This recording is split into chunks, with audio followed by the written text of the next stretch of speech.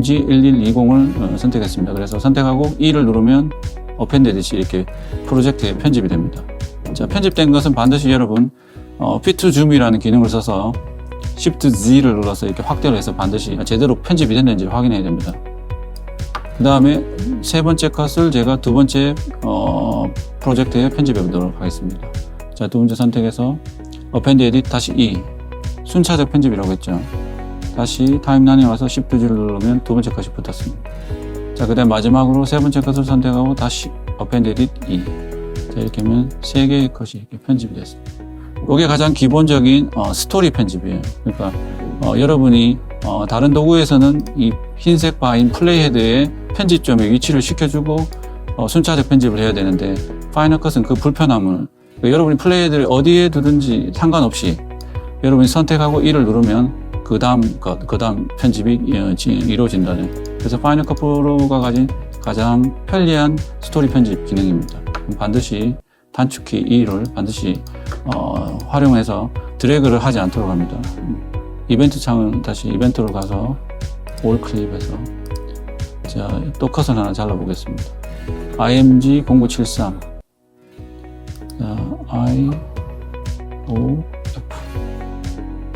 자, 요 컷을 이제 인서트 편집, 그러니까 한국말로 삽입 편집이겠죠.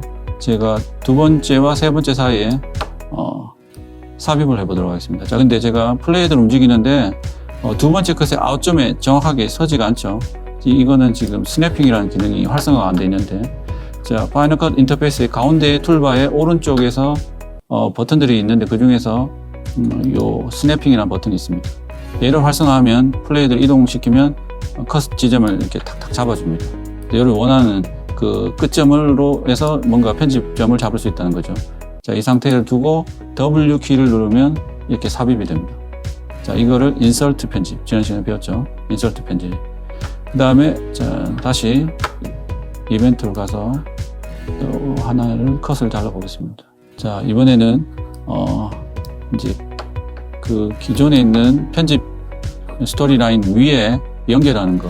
보통은 다른 편집 툴에는 이제 쌓는다고 하죠. 트랙 개념. 비디오 트랙 1이 메인 편집 스토리 라인이라면 다른 편집 도구는 비디오 2 트랙으로 편집을 한다는 거죠. 자, 그래서 파이널 컷은 그 개념을 없앴고 여기에 연결을 한다는 개념입니다. 그래서 자, 내가 연결하고 싶은 지점에 플레이헤드를 위치시켜주고 자, 단축키 Q를 누르면 이렇게 연결이 됩니다. 자, 이게 파이널 컷 프로의 또 다른 편집 개념입니다. 굳이 새로운 트랙을 안 만들어도 계속 커넥트만 하면 또 하나 더 똑같은 걸 연결해 보겠습니다. 계속 이렇게 쌓인다는 이야기. 그러니까 이제 편집의 개념을 완전히 바꿨습니다. 파이널 컷 프로가. 자, 그 다음에 자, 이제 오버라이트 편집을 해보도록 하겠습니다. 자, 되돌리기를 해서 하나만 남겨주고. 자, 여러분 편집하다가 이제 마지막 부분에 이제 컷 편집된 것에 아웃점이 한 뒤에 부분이 좀 필요가 없다고 생각할 때, 그럴 때 뭐 여러 가지 방법이 있겠지만 이 편집 방법을 쓰면 필요 없는 부분을 지우고 새로운 컷을 편집하는 방법입니다. 자, 그래서 이벤트 창에서 새로운 컷을 하나 인점 아웃점을 잡아보도록 하겠습니다. 자, 편집 지점을 정하고 여기서부터 뒷부분은 내가 영상을 없애겠다는 의미고 지금 새로운 컷이 편집된다는 의미입니다. 이때는 단축키 D 해서 오버라이트 편집이 됩니다. 자, 지난 시간에 네 가지 편집 방법, 마지막으로 하나 배운 게 리플레이스 편집입니다. 리플레이스 편집은 바꿔치기 또는 대체 편집이라고 하는데 이거는 파이널 컷 프로에만 있는 또 독특한 편집 방법입니다. 그래서 예를 들어서 첫 번째 컷을 115로 제가 대체 편집을 해보도록 하겠습니다. 자, 대체 편집을 할 때 여러분이 반드시 알아야 될 조건이 있습니다. 그건 뭐냐면 기존의 편집 컷의 길이와 대체될 컷의 컷의 길이를 여러분 반드시 알아야 됩니다. 왜냐하면 이 길이를 기존에 있는 컷의 길이로 바꿔치기를 할 건지 아니면 새로 들어올 컷의 길이로 바꿔치기를 할 건지 이거를 편집자가 결정을 해야 되는데요. 자, 길이를 한번 확인해 보겠습니다. 자, 새로 들어올 컷은 컨트롤 D를 누르면 이 컷의 길이를 보여줍니다. 3초 29프레임이 뜹니다. 그리고 기존에 편집되어 있는 컷을 선택하고 컨트롤 D를 누르면 3초 19. 자, 지금 그렇게 차이가 없으니까 제가 다시 변화를 좀 있게 해보겠습니다. 자, 이러면 다시 컨트롤 D에서. 자, 새로 들어올 게 기존에 있는 것보다 깁니다. 그래, 만약에 대체를 하면 전체적인 프로젝트 길이가 늘어나겠죠. 만약 이렇게 본인이 원한다면 이대로 대체하는 방법, 첫 번째 방법을 보여드리겠습니다. 자, 얘는 처음으로 단축키가 없이 드래그를 해서, 자, 기존의 컷에 올라타서 이렇게 녹색 플러스 동그라미 버튼이 뜨면 마우스를 넣으세요. 그러면 팝업이 뜹니다. 자, 첫 번째 리플레이스 방법. 이거는 대체 길이 그대로 바꿔치기 한다는 겁니다. 누르면 새로운 컷이 길이대로 편집이 된 겁니다. 자, 이게 본인이 원한 거였다면 이대로 하면 되고요. 또 다른 방법은 되돌리기를 하고, 자, 두 번째 방법. 자, 다시 마우스를 놓고, 자, 두 번째 Replace from Start라는 옵션이 있습니다. 얘를 선택하면 자, 화면을 보면 대체가 됐는데 길이 변화가 없어요. 자, 이런 경우는 여러분이 새롭게 들어올 컷의 인점부터 시작해서 기존에 있는 길이만큼 아웃점이 찍혔다는 개념이거든요. 그러니까 새로 들어올 컷 아웃점이 줄어들었다는 의미죠. 이렇게 하고 싶으면 이 방법이 있다는 겁니다. 자, 되돌리기를 하고 다시 세 번째 방법 Replace from End. 자, 그러면 아까 스타트의 반대 개념이겠죠. 똑같이 대체는 됐고요. 자, 아웃점에서부터 기존에 있는 컷의 길이만큼 왼쪽으로 인점을 잡았다는 이야기죠. 그래서 인점이 줄어든 거죠.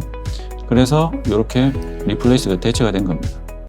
자, 이것도 본인이 원하는 게 아니라면 다시 되돌리기를 하고 네 번째 방법.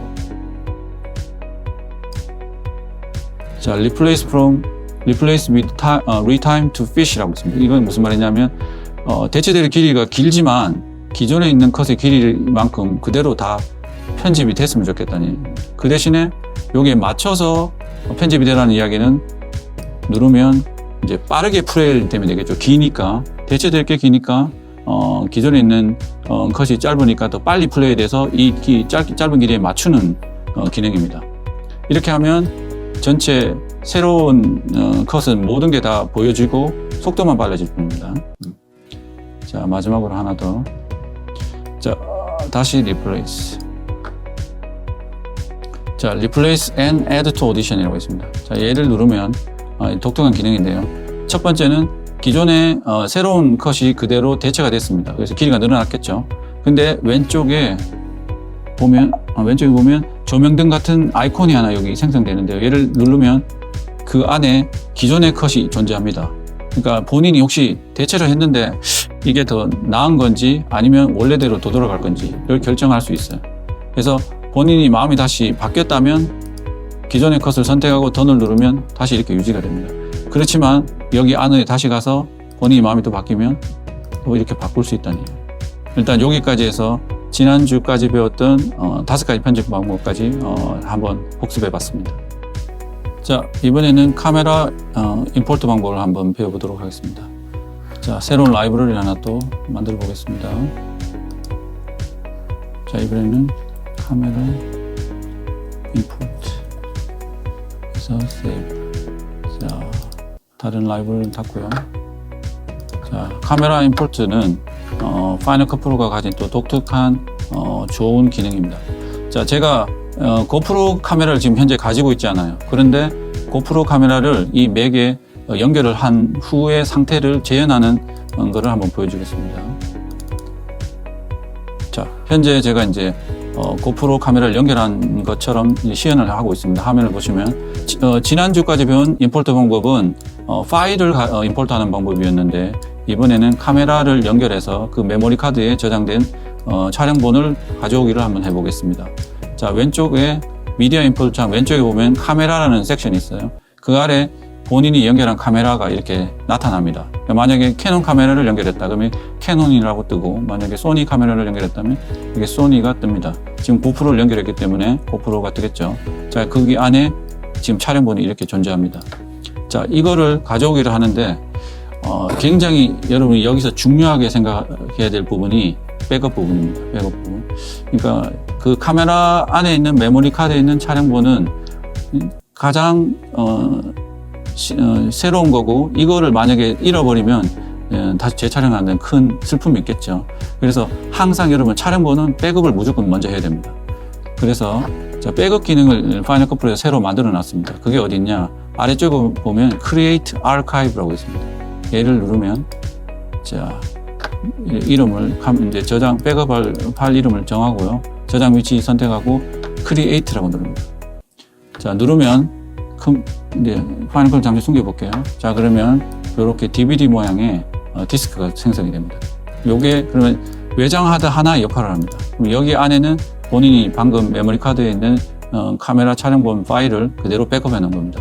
이렇게 하는 이유 중에 또 하나는 여러분이 메모리 카드를 다른 컴퓨터에 연결해서 바로 다운로드를 받으면 메타데이터의 손실이 있을 수 있어요. 그래서 이 방법을 쓰면 그 메타데이터를 그대로 유지하면서 백업을 할 수 있는 방법입니다. 그렇지 않으면 여러분이 특정한 소프트웨어 DIT 장비를 써서 백업을 하지 않으면 나중에 원본 파일을 찾는데 굉장히 불편함을 느끼거든요. 그래서 이 방법을 반드시 써야 되고, 자, 이 디스크 모양의 파일은 파이널 컷 프로에서만 열 수 있는 백업 디스크예요. 그래서 다른 편집 툴에서는 열 수가 없습니다. 그리고 클릭해도 열리지도 않아요. 어떻게 여느냐? 자, 파이널 컷 프로를 실행하고 임포트 창을 해서 데스크탑에 가보면 디스크 모양이 있죠. 디스크 모양의 삼각형 오른쪽 방향을 누르면 이렇게 안에 파일들이 보입니다. 자, 이렇게 해서 선택을 하고 임포트를 합니다. 이렇게 소스를 가져오고요.